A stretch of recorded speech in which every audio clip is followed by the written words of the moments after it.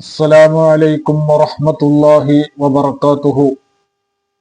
ഇന്ന് നമ്മൾ പറയാൻ പോകുന്ന വിഷയം ചേക്കുട്ടി ഉപ്പാപ്പയെ കുറിച്ചും. എന്താണ് ചേക്കുട്ടി ഉപ്പാപ്പ? ചില സ്ഥലത്ത് പറയും ചേക്കുട്ടി ഉപ്പാപ്പ, ചില സ്ഥലത്ത് പറയും ചേക്കുട്ടി ബാബ, ചില സ്ഥലത്ത് പറയും കരിംകുട്ടി, കുട്ടിച്ചാത്തൻ എന്നും പറയും. അങ്ങനെ പല പേരിലും അറിയാൻ സാധിക്കും. ഇതൊരു പിശാചിനെ വിളിക്കുന്ന പേരാണ്. ഇത്തരം പേരുകൾ, ചേക്കുട്ടി എന്ന് പറയുന്നത് ഹൈന്ദവ ആചാരപ്രകാരം അത് ഒരു സാത്താനാണ്. ഇതിനെ സേവിച്ച ഒരു വ്യക്തിയാണ് ഈ പറയപ്പെട്ട ഉപ്പാപ്പ. അതിനെ പൂജിച്ചു തന്റെ ശരീരത്തിലേക്ക് വരുത്തി ഈ ചാത്തനെയും പിശാചിനെയും വരുത്തിയ തന്റെ ശരീരത്തിലേക്ക് സേവിച്ച ഒരു വ്യക്തിയാണ് ഈ ഉപ്പാപ്പ.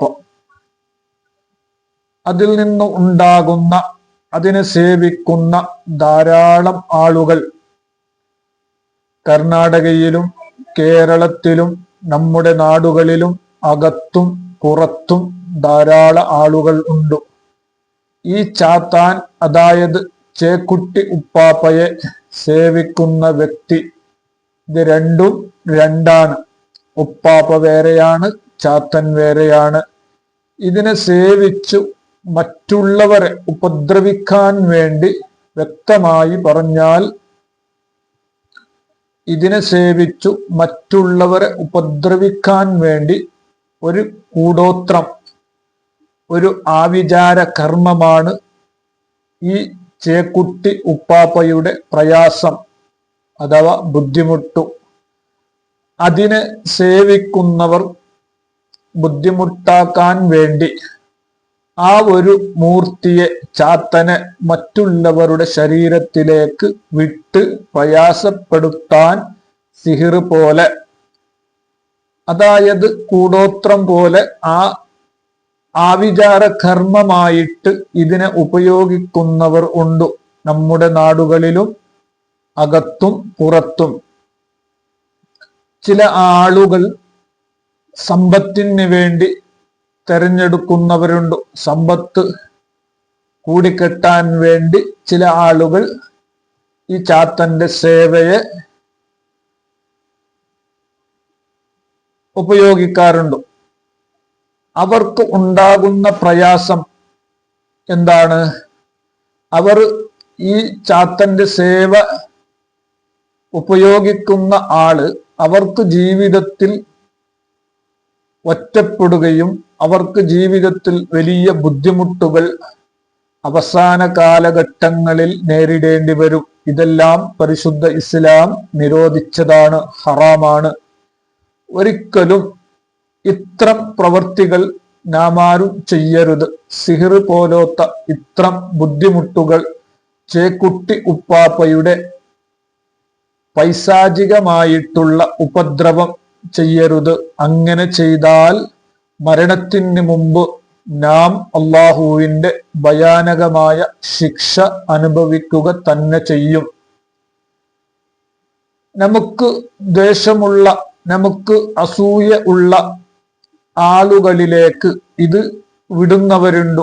ഇതിന്റെ പ്രയാസങ്ങൾ, ഇതിന്റെ മൂർത്തികൾ വിടുന്നവരുണ്ട്. ഇതൊക്കെ തനിച്ച ഹറാമാണ്. ഈമാനില്ലാതെ അവൻ ചത്തുപോകും. അള്ളാഹു കാക്കട്ടെ.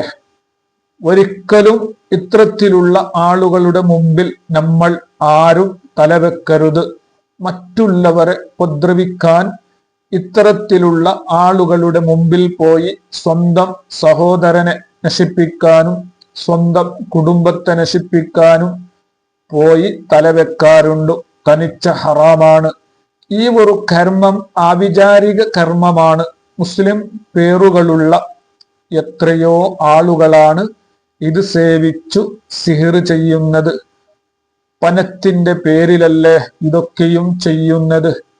ജ്യേഷ്ഠനോ അനിയനോ എളാപ്പയോ മൂത്താപ്പയോ മൂത്താമയോ അമ്മായിയോ എന്നില്ല എന്ന് സിഹിർ ചെയ്തു കൊല്ലുകയല്ലേ മുസ്ലിം നാമധാരികൾ. പ്രിയമുള്ളവരെ, ജീവിതത്തിൽ പിന്നെ അവർ ഒറ്റപ്പെട്ടു പോകും. അവസാനം മരിക്കുന്ന സമയത്ത് ഈമാനില്ലാതെ ചത്തടഞ്ഞു പോകും. നഊദു ബില്ലാഹ്. ചിലപ്പോൾ ചേക്കുട്ടി ഉപ്പാപ്പന്റെ ബാധ കേറി കഴിഞ്ഞാൽ ചിലപ്പോൾ തുള്ളലും ചാടലും ഉണ്ടാകും. ബാധ എന്ന് പറഞ്ഞാൽ അത് ബാധിക്കലാണ്. ഇനി ചേക്കുട്ടി ഉപ്പാപ്പൻ ബഹുമാനത്തോടൊന്ന് വിളിക്കുകയല്ല, അത് ആ ശൈത്താന്റെ അങ്ങനെ ആയതുകൊണ്ട് അങ്ങനെ പറയലാണ്. ആ ഒരു ശരീരത്തിലേക്ക് ആ ഒരു ബാധ അഥവാ പ്രയാസ ഏറ്റുകഴിഞ്ഞാൽ അവനിക്ക് ബാധ ഏറ്റ് എന്ന് പറയുന്നത്. അപ്പൊ പിന്നെ അവനിക്ക് ഇളകാൻ തുടങ്ങും, നോർമൽ ആവൂല. ചേക്കുട്ടി ഉപ്പാപ്പയിൽ നിന്ന് വന്ന തടസ്സങ്ങൾ, ആ ഒരു ചാത്തനിൽ നിന്ന് വന്ന തടസ്സങ്ങൾ ആണെങ്കിൽ ജീവിതത്തിൽ വഴിമുട്ടിപ്പോകും. ജോലി സംബന്ധമായ തടസ്സങ്ങൾ, വിവാഹ സംബന്ധമായ തടസ്സങ്ങൾ, മറ്റു മേഖലയിൽ ഉണ്ടാകുന്ന തടസ്സങ്ങൾ ഈ ഒരു പിശാചിയെ കൊണ്ടു ചെയ്യിപ്പിക്കാൻ കഴിയും. ആ ഒരു പൈശാചികമായിട്ടുള്ള ശരീരം കൊണ്ട് ഉണ്ടാകുന്ന ചില പ്രയാസങ്ങൾ നമുക്ക് പറയാം. ഈ അടയാളം നമ്മളിൽ ഉണ്ടെങ്കിൽ നമുക്ക് മനസ്സിലാക്കാം. ഒന്നാമത്തെ അടയാളം, മുഖം കരിവാളിക്കും, കറുക്കും. വെളുത്ത ആളാണെങ്കിൽ മുഖം ഇങ്ങനെ കറുത്തു വരും. രണ്ടാമത്തെ അടയാളം, ശരീര ക്ഷീണം അനുഭവിക്കും. വലിയ നിലക്കുള്ള ക്ഷീണം അനുഭവപ്പെടും. എപ്പോഴും ഉറങ്ങാനും ഒരു നല്ല ആക്റ്റീവായിട്ട് ഒന്നും ചെയ്യാൻ കഴിയുകയില്ല. മുമ്പ് നല്ല ആക്റ്റീവായിരുന്നു, ഇപ്പൊ ഒതുങ്ങിയിരിക്കും. ഇത് രണ്ടും ഒന്നാണ്, സിഹിർ തന്നെയാണ്. ഇനി ചേക്കുട്ടി ഉപ്പാപ്പയിൽ നിന്ന് വന്നതാണെങ്കിൽ അതിന് മന്ത്രം വേറെയുണ്ടോ, അഥവാ വേറെ ഏതെങ്കിലും ശൈത്താനിൽ നിന്ന് വന്ന ബുദ്ധിമുട്ടാണെങ്കിൽ അതിന് വേറെ മന്ത്രമാണ്. അതുകൊണ്ട് അത് നന്നായി പഠിച്ച് ചെയ്യേണ്ട കർമ്മമാണ്. ഇനി ചേക്കുട്ടി ചാത്തനിൽ നിന്ന് വന്ന ഷെറാണെങ്കിൽ അവന്റെ മുഖം കറുക്കും. കറുത്ത ആൾ ആണെങ്കിൽ കൂടുതൽ കറുത്തിരിക്കും. കണ്ണ് ചുവപ്പ് നിറമാകും. പിന്നെ അവനിക്ക് ഉണ്ടാകുന്നത് ദ്വേഷം കൊണ്ട് അവന്റെ കയ്യിൽ കിട്ടുന്നതെല്ലാം വലിച്ചെറിയും. നല്ല ഒരു കുട്ടിയായിരുന്നു, എല്ലാരോടും നല്ല ഒരു പെരുമാറ്റമായിരുന്നു, ദ്വേഷം ഒന്നും ഇല്ലാത്ത ഒരു കുട്ടിയായിരുന്നു. ഈയിടെ പെട്ടെന്ന് ദ്വേഷം വരാൻ തുടങ്ങി. ഇതൊക്കെ ഈ ചേക്കുട്ടി ഉപ്പാപ്പയിൽ നിന്ന് അഥവാ ഈ പൈശാചികയിൽ നിന്ന് ഉണ്ടാകുന്ന ബുദ്ധിമുട്ടാണ്. ഇത്തരം ഷെറുകൾ അതിൽ നിന്ന് ചെയ്തു വിട്ടതായി സാധ്യത. ആർക്കാണ് ഇത് സിഹിർ ചെയ്ത് വിട്ടത്? അവർക്കാണ് ഇത്തരത്തിലുള്ള ഷെറ് ഉണ്ടാകുന്നത്. പിന്നീട് സ്വഭാവം മാറുക, നല്ല ഒരു സ്വഭാവമല്ലാതെ സ്വഭാവം മാറുക, ഇതൊക്കെ ഒന്നിച്ചു അവനിൽ നിന്നുണ്ടാകുകയാണെങ്കിൽ ചാത്തന്റെ ബാധം അവനിൽ ഏറ്റിട്ടുണ്ടെന്ന് നമുക്ക് മനസ്സിലാക്കാം. തടസ്സങ്ങൾ ഏറ്റിട്ടുണ്ടെങ്കിൽ ദേഷ്യങ്ങൾ ഉണ്ടാകും. ചിലപ്പോൾ മുഖം കറുക്കണമെന്നില്ല, അല്ലെങ്കിൽ മുഖത്തിന്റെ വർണ്ണം മാറണമെന്നില്ല. തടസ്സങ്ങൾ അങ്ങ് ഏറ്റുകഴിഞ്ഞാൽ വിവാഹ തടസ്സം, വീട് പണി തടസ്സം, കയ്യിൽ പണമുണ്ടു എന്നാലും അതിലേക്കൊന്നും അടുക്കാനും പോലും പറ്റുന്നില്ല, അതൊരു തടസ്സമാണ്. ഇതിന് ആദ്യം ഒരു പരിഹാരം നിങ്ങൾ വീട്ടിൽ തന്നെ ചെയ്യുക. ഒരു 7 ഉണക്കുമുളക് എടുക്കുക, എന്നിട്ട് അതിനെ പൊടിക്കുക. അതിൻ്റെ നെറ്റി പൊട്ടാത്ത രീതിയിൽ പൊടിക്കുക. എന്നിട്ട് വെള്ള തുണിയിൽ ഇടുക.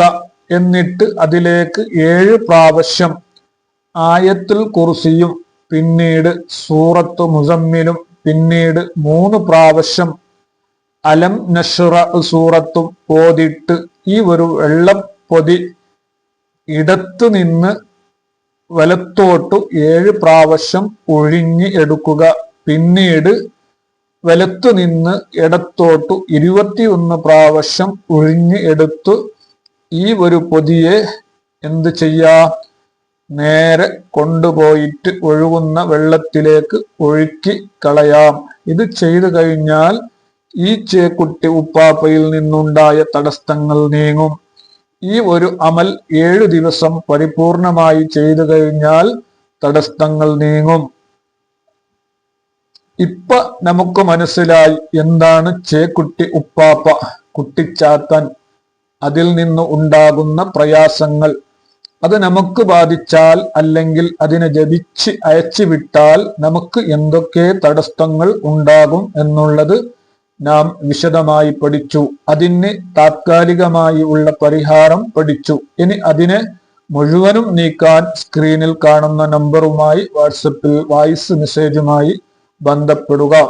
അള്ളാഹു ഇത്തരത്തിലുള്ള ഷർറുകളെ തൊട്ടു നമ്മെയും നമ്മുടെ മക്കളെയും നമ്മുടെ കൂട്ടുകുടുംബങ്ങളെയും ഉസ്താദന്മാരെ നമ്മെ സഹായിച്ചവരെ കാത്തുരക്ഷിക്കുമാറാകട്ടെ. ആമീൻ. അസ്സലാമു അലൈക്കും വറഹ്മത്തുള്ളാഹി വബറകാതുഹു.